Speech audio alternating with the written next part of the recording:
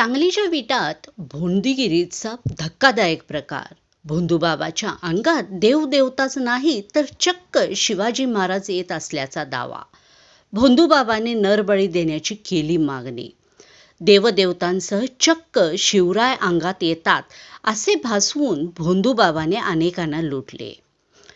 सांगली जिल्ह्यातील विटा येथील भोंदूगिरी अंधश्रद्धा आणि नरबळीच्या भीतीचा वापर करून एका कुटुंबाची मानसिक व शारीरिक आणि आर्थिक फसवणूक करण्याचा गंभीर प्रकार समोर आलेला आहे.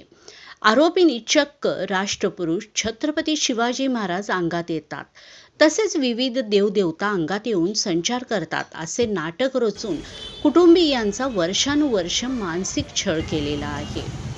या प्रकरणी अखेर महाराष्ट्र नरबळी आणि इतर अमानुष अनिष्ट व अघोरी प्रथा व जादूटोणा प्रतिबंधक कायद्यान्वये गुन्हा दाखल करण्यात आलेला आहे. या प्रकरणात सामाजिक कार्यकर्ते विवेक मोहन भिंगारदिवे, अंधश्रद्धा निर्मूलन समिती महाराष्ट्र राज्य यांचे विशेष योगदान महत्त्वाचे ठरले आहे.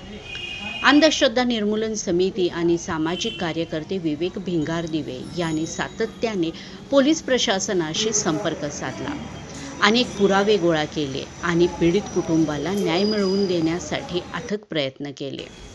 त्यांच्या या विशेष पाठपुराव्यामुळे प्रकरणाला वेग आला आणि आरोपींच्या विरुद्ध गुन्हा दाखल झाला.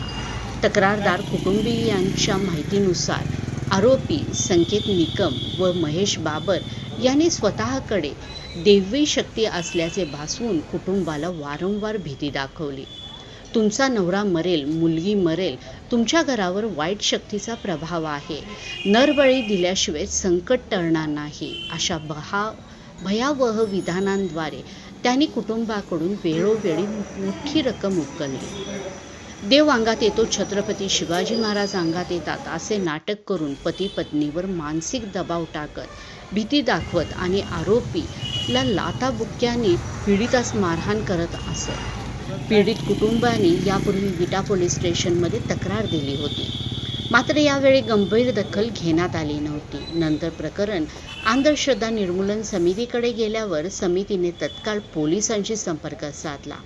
सामाजिक कार्यकर्ते विवेक मोहन भिंगारदिवे आणि अनिशच्या सक्रिय पाठपुराव्यामुळे पुरावे संकलित करून आरोपींविरुद्ध कारवाईची मागणी करण्यात आली व आज गुन्हा दाखल झाला आहे.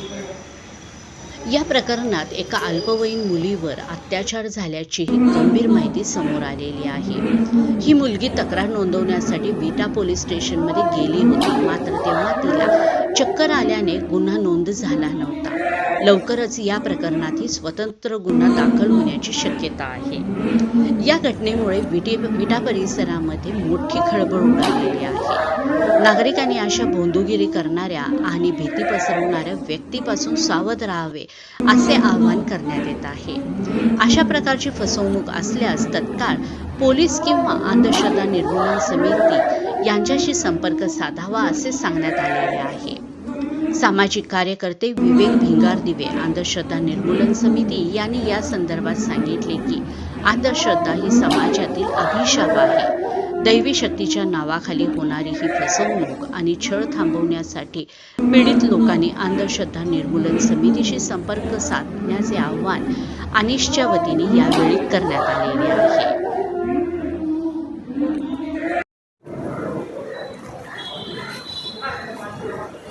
नमस्कार, मी विवेक मोहन भिंगारदिवे. मी अंधश्रद्धा निर्मूलन समितीचा कार्यकर्ता म्हणून गेले कित्येक दिवस काम करतो आहे. काल विटा पोलीस स्टेशनमध्ये एक जादूटोणा विरोधी कायद्याअंतर्गत एक गुन्हा दाखल झालेला आहे. त्या जादूटोणा विरोधी कायद्याअंतर्गत विट्यातील काही जे लोक आहेत त्यांना अटक देखील झालेली आहे. या प्रकरणामध्ये एक पीडित कुटुंब जे मला 2 महिन्यापूर्वी भेटलं आणि त्यांनी संपूर्ण झालेला घटनाक्रम सांगितला आणि त्या घटनाक्रमाच्या अनुषंगाने मी व माझी टीम गेले 1.5 ते 2 महिने आम्ही ह्या संपूर्ण प्रकरणाबाबत आम्ही माहिती घेत होतो. हा प्रकरण हे आहे की विट्यामध्ये कडेश्वर धाम म्हणून एक मठ आहे. त्या मठामध्ये गेले कित्येक दिवस लोकांची आर्थिक फसवणूक, मानसिक त्रास व होम हवन, जादूटोणा ह्या अशा प्रकारांमुळे लोक त्रस्त होती किंवा ते कुटुंब त्रस्त होतं. त्यांना प्रचंड आर्थिक हानी देखील यामध्ये करण्यात आली होती. आणि यात प्रामुख्यानं बघायला गेलो तर मला एक आवर्जून महत्त्वाची गोष्ट आपल्या सगळ्यांना एक सांगायचं आहे. महाराष्ट्राचे आराध्य दैवत आम्ही ज्यांना मानतो ते छत्रपती शिवाजी महाराज, या महाराजांच्या विषयी एक आक्षेपार्ह गोष्ट जी त्या ठिकाणी वेळोवेळी घडत आलेली आहे अशी माहिती आम्हाला मिळाली. ती म्हणजे छत्रपती शिवाजी महाराज तिथल्या जे बुवा होते किंवा जे महाराज होते त्यांच्या अंगात येत होते. म्हणजे ही खूप संतापजनक गोष्ट आहे आणि ह्या गोष्टीचा कुठंतरी छडा लावण्यासाठी आम्ही कित्येक दिवस झालं काम करतो आहे, त्याच्याबद्दल माहिती घेतो आहे. खरं बघायला गेलं तर लोकांना यामध्ये भीती घालणे असतील की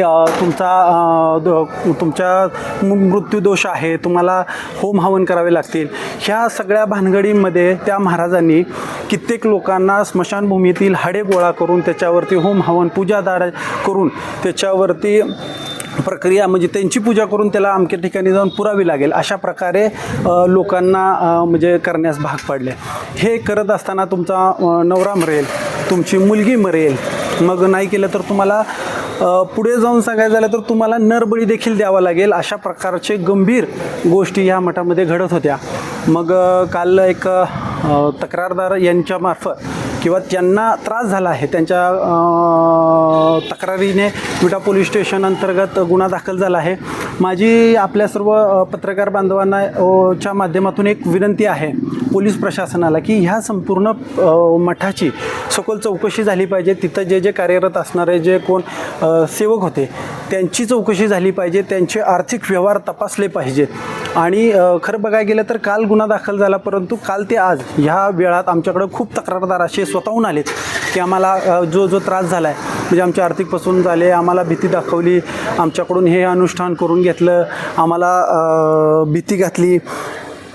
आता यामध्ये एक गोष्ट अशी आमच्या कानावरती येते की काही लोकांचे काही म्हणजे महिलांचे यामध्ये म्हणजे आम्हाला भीती वाटत आहे, यामध्ये काही महिलांचे शारीरिक शोषण देखील झाले असावं अशी आम्हाला काही ठिकाणाहून माहिती देखील येत आहे.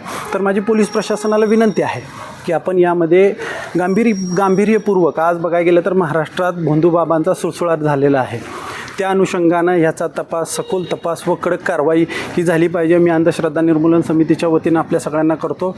आणि एक शेवटचं म्हणजे या आशा बाबांची घुसखोरी किंवा आशा बाबांमुळे जे फसवणूक झालेले जी लोकं आहेत त्यांना विनंती आहे, तुम्हाला ज्यांना त्रास झाला असेल त्यांनी येऊन आमच्यापर्यंत पोहोचावं आणि तुमच्या ज्या काही तक्रारी आहेत त्या आपण प्रशासनाच्या माध्यमातून आपण तुम्हाला न्याय देण्याचं काम हे आम्ही करणार आहोत.